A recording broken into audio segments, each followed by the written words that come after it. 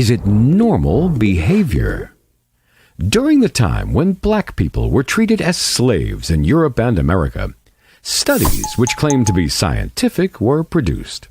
They were undertaken by scientists who tried to show that black people belonged to a subhuman race and that they were closer to animals than to humans.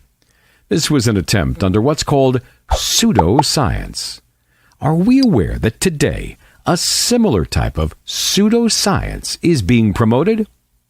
In 1993, Dean Hammer published a study that claimed to identify a relationship between gene XQ28 and homosexuality. Since then, millions of dollars have been spent in trying to prove the claim. Yet, 24 years later, the result of all these efforts has been nil. On the contrary, genealogy asserts that genes have nothing to do with behavioral characteristics. The question is, why have the racist pseudoscientific claims been discarded, but homosexual pseudoscientific claims continue to be upheld? Two factors have ensured this: the homosexual lobby and the ideologized media. Robert Spitzer is one of the most important figures in the field of psychiatry. He played a leading role in removing homosexuality from the list of psychological disorders. Spitzer subsequently published a study showing that it is possible to alter the sexual orientation of homosexuals. He described his treatment method, which uses no medical drugs, showing that it was successful in the treatment of 200 cases of homosexuality among men and women. He called it reparative therapy. No one objected to his conclusions on scientific grounds. Yet, the world's two leading health organizations severely criticized him. Both the World Health Organization, WHO, and the Pan American Health Organization, PAHO, attacked him, and he was forced to apologize. The point at issue here is, have his claims been scientifically proven wrong? Definitely not. The two organizations published a statement alleging that Dr. Spitzer's reparative therapy involves health risks. How? They argued that it makes a homosexual man or woman feel ashamed and may even lead such a person to commit suicide. The two organizations also published recommendations that may be described as autocratic, trying to frighten anyone who dissents.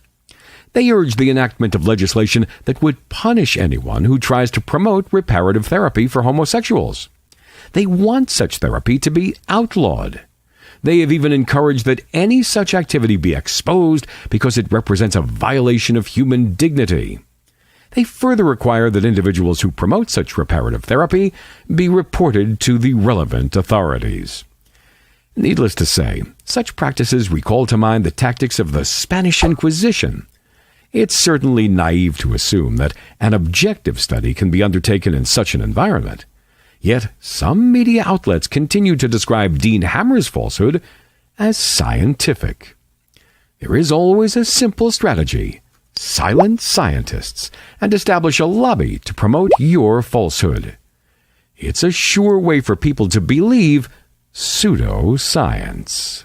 Everyone who is following the media can see the efforts made to familiarize the process of adopting children by gay parents. And at the same time, they do acknowledge its impact on children's values and behavior towards sexual relationships.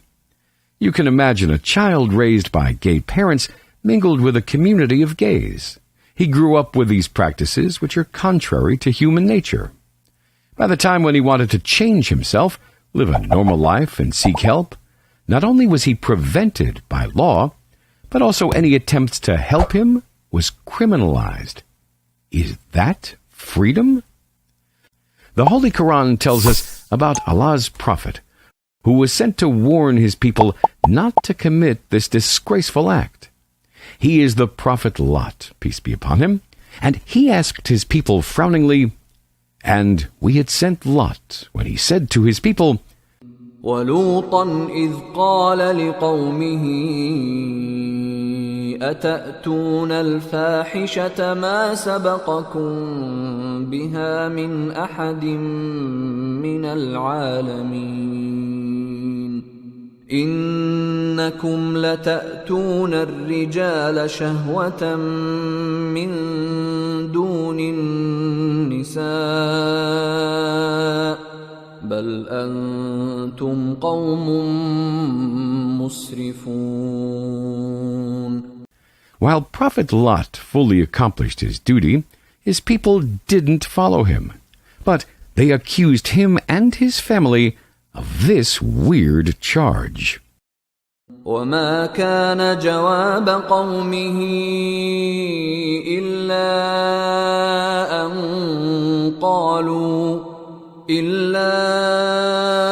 أن قالوا أخرجوهم من قريتكم إنهم أناس يتطهرون. So what were the consequences? God punished them with the proper punishment for their abnormal practices. فأخذتهم الصيحة مشرقين فجعلنا عاليها سافلها وأمطرنا عليهم حجارة من سجيل. Would anyone be thoughtful